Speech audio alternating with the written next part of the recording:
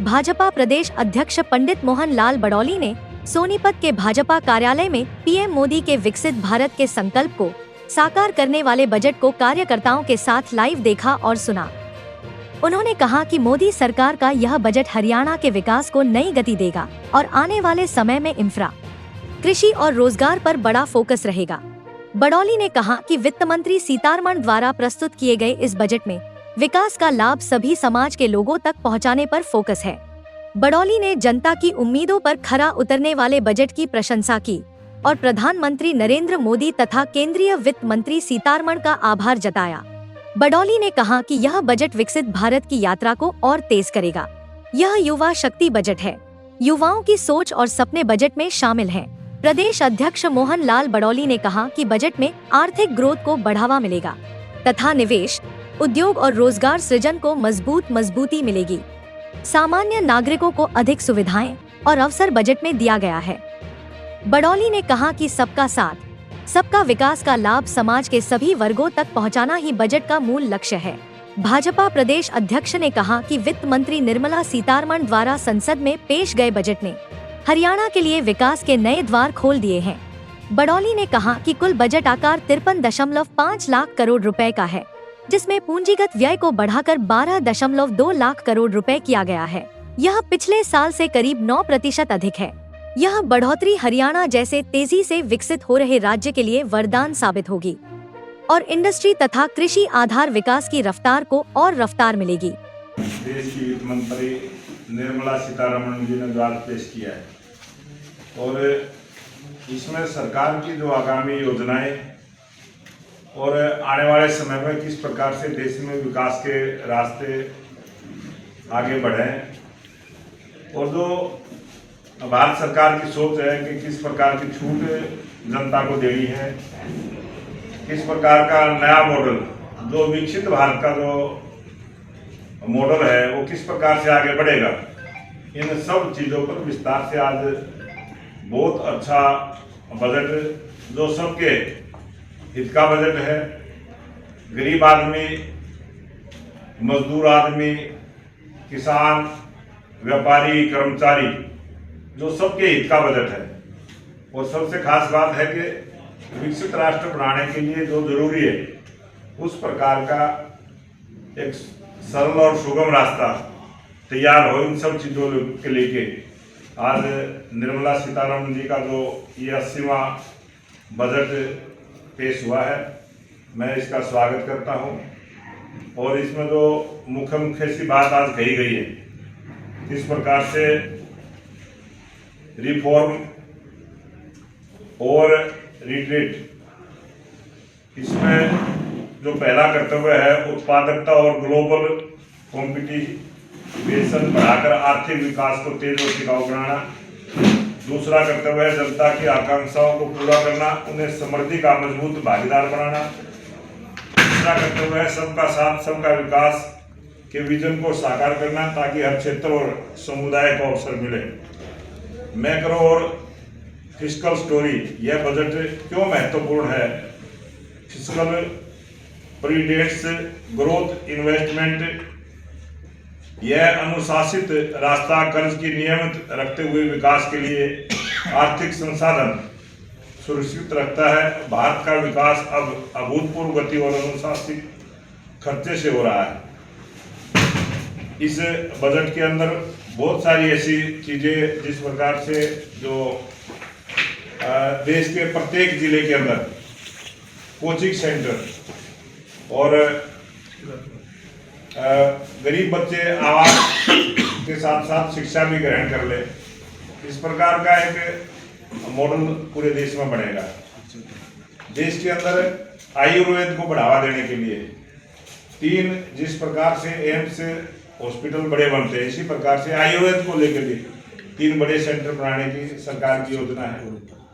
और railway corridor 7 speed railway corridor भी नए ढंग के बनेंगे और जो हमारे धार्मिक स्थल हैं उनको भी देश की राजधानी से जोड़ने का काम होगा।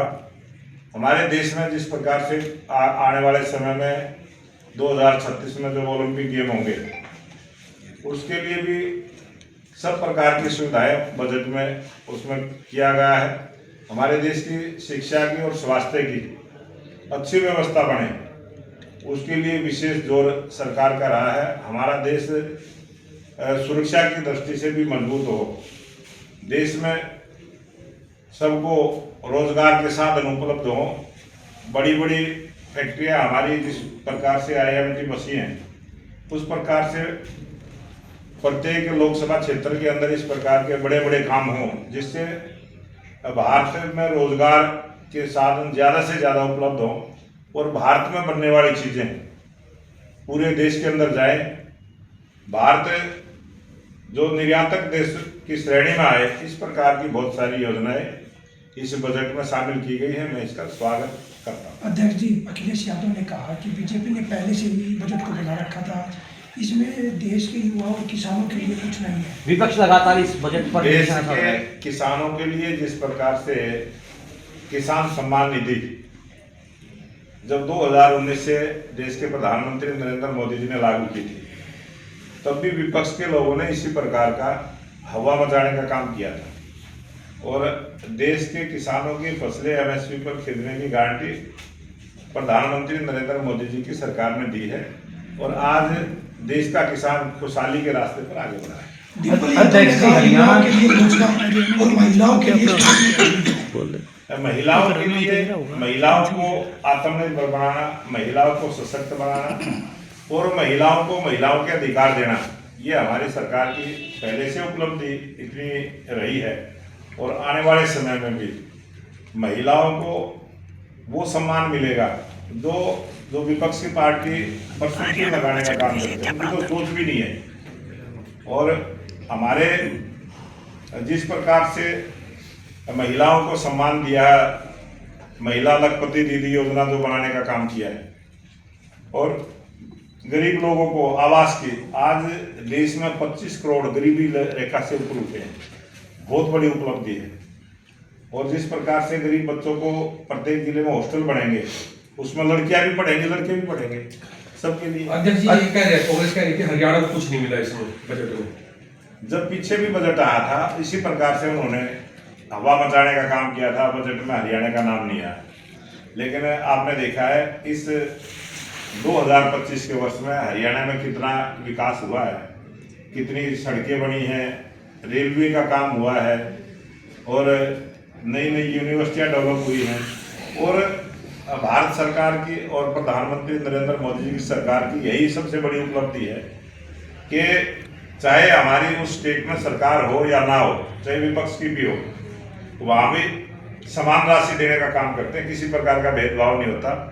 विकास के लिए रास्ता सबका समान है और जो विकास के लिए ग्रांट है, प्रत्येक विभाग की ग्रांट है, वो पॉपुलेशन के आधार पर सबको निष्पक्षता के साथ देने का काम। अध्यक्ष जी, दीपेंद्र हुड्डा एक बात कह रहे हैं कि पिछली बार की तरह इस बार भी खेलों में जब हरियाणा सबसे ऊपर है, तो पिछली बार तो बजट में था ही नहीं, अब की बार भी खेलों में हरियाणा को बजट क्यों नहीं दिया गया, जबकि सबसे ज्यादा मेडल हरियाणा खिलाड़ियों को होते हैं। आज भी हरियाणा के खिलाड़ियों को जो कांग्रेस की जो बात करते हैं या कोई आम आदमी पार्टी की बात करते हैं या TMC की बात करते हैं, उन स्टेटों में जहाँ उनका राज है, उनसे ज़्यादा आज भी जहाँ भारतीय जनता पार्टी की सरकारें हैं, खिलाड़ियों को प्रोत्साहन राशि हो या उनको रोजगार की बात हो या उनको खेल के लिए कोई और सुविधा देने की बात हो। और हरियाणा तो उन प्रांतों में है जो हमारे खिलाड़ी बाहर जब खेलने के लिए जाते हैं, 5 लाख रुपए की अनुदान राशि उनकी तैयारी के लिए एडवांस में पहले दे देते हैं।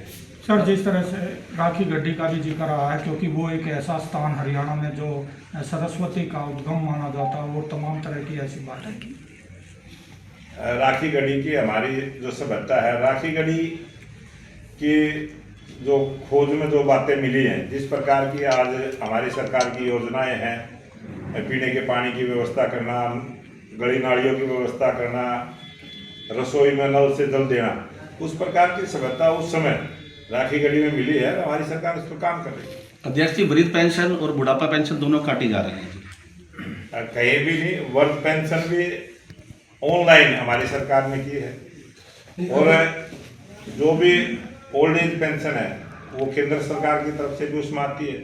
वो स्टेट सरकार भी उसमें सहयोग करती है। बहुत सारी ऐसी योजनाएं हैं, केंद्र से जो बजट आता है केंद्र भी उसमें सहयोगी रहता है, और जो स्टेट सरकार का काम है वो स्टेट सरकार की रहती है। अध्यक्ष जी पेंशन का ये होगा कि पेंशन कहीं पूरे 2 जनों को काट दी गई है कि भाई उनकी फैमिली आईडी में इनकम ज़्यादा दिखाई देगी। अगर कोई गरीबी रेखा से ऊपर उठ जाएगा तो उसकी कट जाएगी। ये सरकार की जो योजना है ये गरीबों के लिए है, ये अमीरों के लिए नहीं है। तो अमीर जो अगर किसी ने अपना काम कारोबार करके वो गरीबी रेखा से 25 करोड़ गरीबी रेखा से ऊपर परिवार उठे हैं, ये आंकड़े हैं सरकार के, और वास्तविकता में ये 25 करोड़ लोग गरीबी रेखा से ऊपर उठे हैं। अध्यक्ष जी, विपक्ष लगातार कह रहा है कि विश्व बैंक की जो सूची जारी हुई है कर्ज में जो स्टेट है उसमें हरियाणा पहले 10 टॉप में शामिल हुआ कर्ज में। ये झूठ बोलने का काम करते हैं। वो कर्ज की जिस प्रकार की बात करते हैं बहुत बार झूठ बोलते हैं इस प्रकार की, और हमारी सरकार ने ना तो कर्ज लिया है और ना कर्ज हरियाणा में बढ़ा है।